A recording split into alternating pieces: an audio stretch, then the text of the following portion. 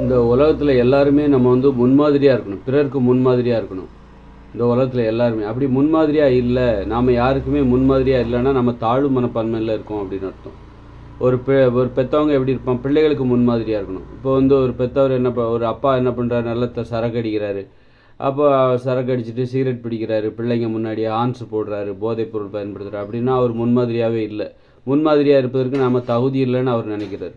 அது மாதிரி ஒரு அம்மா வந்து வேலைக்கே போகாமல் வீட்டிலே இருக்காங்க அப்படின்னா அந்த அம்மா வந்து முன்மாதிரியா? அந்த அம்மாவை போல் அந்த பிள்ளையும் வேலைக்கு போகாமல் பிற்காலத்தில் வீட்டிலே இருக்கணும் அப்படின்னு தானே அந்த குழந்தைங்க ஆசைப்படுவாங்க. பெற்றவங்கள தான் பிள்ளைங்க வந்து முன்மாதிரியாக நினைப்பாங்க. அவங்க எப்படி இருந்தாலும் சரி அதுபோல் நாம் ஆகணும். இப்போ ஒரு அம்மா வந்து வீட்டிலே இருக்காங்கன்னா, வேலைக்கு போகாமல் வீட்டிலே இருக்காங்கன்னா அந்த பிள்ளைகளுக்கும் அதான் தோணும். நம்ம அம்மா மாதிரி நாமளும் வீட்டிலே இருக்கணும், ஒரு ஹவுஸ் ஒய்ஃபாக இருக்கணும். எப்படி வீட்டில் இருந்து எல்லா வேலையும் பார்க்குறாங்களோ அது மாதிரி நம்ம இன்னும் சிறப்பாக பண்ணணும், வீட்டுக்குள்ளே இருந்து சிறப்பாக பண்ணணும். ஆனால் வெளியில் போய் வேலை பார்க்கக்கூடாது, அம்மா மாதிரி நம்ம வீட்டிலே இருக்கணும் அப்படி தான் நினைப்பாங்க. அம்மா வந்து அம்மா எப்படி இருந்தாலும் அது சிறப்பானதுன்னு நினைப்பாங்க. அதுபோல் அப்பா எப்படி இருந்தாலும் அது சிறப்பு. அப்பா சிகரெட் பிடிக்கிறாரு அப்படின்னா அவரோட நல்ல பிராண்டு நம்ம பிடிக்கணும் அப்படின்னு தான் பிள்ளைங்க நினைப்பாங்க. நல்ல சரக்கு அடிக்கிறாருன்னா, அவர் சாராயம் குடித்தார் அப்படின்னா நம்ம வந்து நல்ல பிராண்டட் சரக்காக அடிக்கணும் அப்படின்னு தான் நினைப்பாங்க.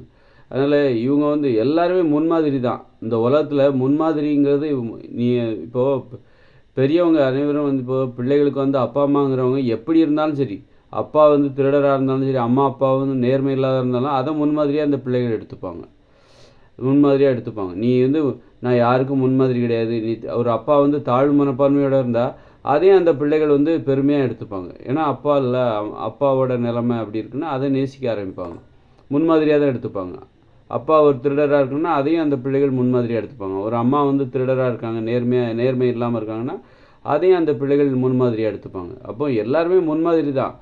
அதே இடத்துல எது சரியான முன்மாதிரி அப்படிங்கிறத பார்க்கணும். எது சரியான எப்படி நாம் இருக்கணும், ஒரு பொறுப்பான ஒரு முன்மாதிரி, ஆக்கப்பூர்வமான ஒரு முன்மாதிரியான மனிதர்களாக நாம் இருக்கணும். ஒரு நல்ல பழக்க வழக்கங்களை கொண்ட ஒரு முன்மாதிரியான மனிதர்களாக இருக்கணும். எல்லாருமே முன்மாதிரி தான்.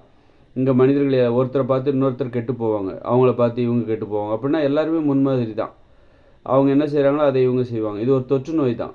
அப்படி இருக்கும் முன்மாதிரி தான், எல்லாருமே முன்மாதிரி. ஆனால் எந்த மாதிரி நல்ல பழக்க வழக்கங்களில் நாம் முன்மாதிரியாக இருக்கணும், அதுதான் வந்து சிறந்தது. ஒரு நல்ல பெற்றோராக பிள்ளைகளுக்கு முன்மாதிரியாக இருக்கணும். அப்போ வந்து பெற்றோர்கிட்ட மட்டும் தான் பிள்ளைகள் கற்றுக்க மாட்டாங்க. அவங்க மனிதர்கள் வந்து பார்க்குறவங்க எல்லாரும் அவங்கள பார்த்து ஒரு ட்ரெஸ் எடுப்பாங்க. ஒரு ட்ரெஸ்ஸை பிடிச்சிருக்குன்னா அதுபோல் நாமளும் ஒன்று வாங்கணும்னு நினைப்போம். அவங்க என்ன பண்ணுறாங்க, சரக்கு அடித்தா நம்மளும் சரக்கு அடிக்கணும் அப்படிங்கிற அந்த ஆசை தூண்டும். அவங்க ஏதாவது பிரியாணி சாப்பிட்டா நமக்கும் சாப்பிடணுங்கிற ஆசை தூண்டும். ஆக இந்த உலகத்தில் எல்லாருமே முன்மாதிரியான மனிதர்கள் தான். அதே நேரத்தில் நல்ல பழக்க வழக்கங்களில் நாம் பிறருக்கு முன்மாதிரியாக இருக்கணும்.